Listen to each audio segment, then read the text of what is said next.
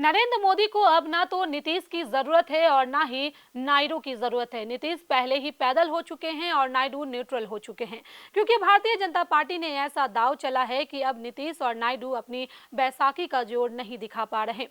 भारतीय राजनीति में इन दिनों एक नई चर्चा जोर पकड़ रही है। सवाल ये है कि क्या एनडीए सरकार में कभी किंग मेकर माने जाने वाले नीतीश कुमार और चंद्रबाबू नायडू का प्रभाव अब कम हो गया है? क्या भाजपा ने ऐसा राजनीतिक गणित तैयार कर लिया है कि अब उसे इन सहयोगियों पर पहले जैसी निर्भरता नहीं रह गई है? आज हम इसी मुद्दे को लेकर विस्तार से समझेंगे। आदाब, नमस्कार, आप देख रहे हैं मंथन टुडे। मैं हूं आपके साथ उज़मा। लोकसभा चुनाव 2024 के बाद जब नतीजे आए तब भारतीय जनता पार्टी अपने दम पर बहुमत से पीछे रह गई थी। भाजपा के खाते में 240 सीटें आई थी और सरकार बनने के लिए उसे एनडीए के सहयोगियों की जरूरत पड़ी थी। उस समय सबसे ज्यादा चर्चा नीतीश कुमार की जनता दल यूनाइटेड और चंद्रबाबू नायडू की तेलुगु देशम पार्टी की थी। माना जा रहा था कि ये दोनों दल केंद्र सरकार का प्रभाव डाल सकते हैं और अपनी शर्तें मनवा सकते थे। लेकिन अब राजनीतिक गलियारों में यह चर्चा शुरू हो गई है कि भाजपा ने अपने सहयोगी दलों के अलावा दूसरे सांसदों और क्षेत्रीय ताकतों को भी अपने साथ जोड़ने की रणनीति पर काम शुरू कर दिया है। यही वजह है कि कई राजनीतिक विश्लेषक कह रहे हैं कि भाजपा अब पहले से कहीं ज्यादा मजबूत स्थिति में दिखाई दे रही है। चर्चा इस बात की भी है कि कुछ क्षेत्रीय दलों के असंतुष्ट सांसद एनडीए के करीब आ रहे हैं। अगर ऐसा सांसदों का समर्थन भाजपा को मिलता है तो लोकसभा में उसका आंकड़ा और मजबूत हो सकता है। इसी वजह से यह कहा जा रहा है कि भाजपा अब अपने सहयोगियों के दबाव में आने की स्थिति में नहीं है। नीतीश कुमार की बात करें तो बिहार की राजनीति में पिछले कुछ समय में कई बदलाव देखने को मिले हैं। भाजपा ने बिहार में अपना संगठन और नेतृत्व मजबूत करने की दिशा में लगातार काम किया है। सम्राट चौधरी, चिराग पासवान, जीतन राम मांझी और अन्य सहयोगी नेताओं को आगे बढ़ाकर भाजपा ने अपने स्वतंत्र आधार मजबूत करने की कोशिश की है।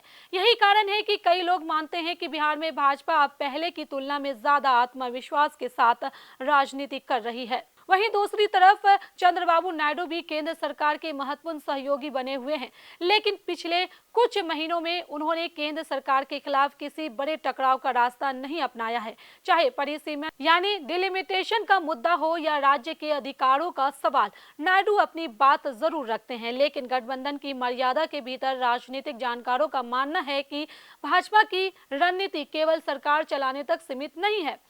पार्टी की नजर भविष्य के चुनावों और संसद में अपनी ताकत बढ़ाने पर भी है।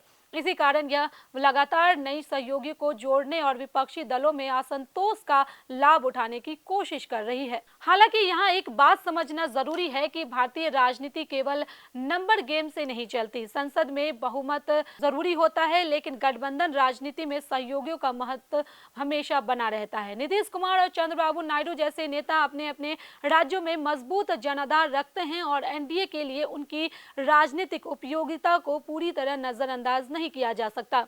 यही वजह है कि भले ही भाजपा अपनी स्थिति मजबूत करने में सफल होती दिखाई दे रही हो, लेकिन गठबंधन की राजनीति में संवाद और संतुलन की भूमिका हमेशा अहम रहती है। किसी भी बड़े राष्ट्रीय गठबंधन में सहयोगियों की नाराजगी या असहमति राजनीतिक समीकरण बदल सकती है। फिलहाल जो तस्वीर दिखाई दे रही है उसमें भाजपा पहले की तुलना में ज्यादा आत्मविश्वास में नजर आ रही है। पार्टी यह संदेश देने की कोशिश कर रही है कि सरकार की स्थिरता केवल दो सहयोगी दलों पर निर्भर नहीं है। वहीं नीतीश कुमार और चंद्रबाबू नायडू भी फिलहाल एनडीए के साथ बने हुए हैं और किसी बड़े राजनीतिक टकराव के संकेत नहीं दे रहे। अब आने वाले समय में यह देखना दिलचस्प होगा कि क्या भाजपा वास्तव में अपनी संख्या और प्रभाव को इतना बढ़ा पाती है कि सहयोगियों का दबाव पूरी तरह समाप्त हो जाए, या फिर गठबंधन राजनीति का पुराना नियम एक बार फिर साबित होगा कि दिल्ली की सत्ता में सहयोगियों की अहमियत कभी खत्म नहीं होती।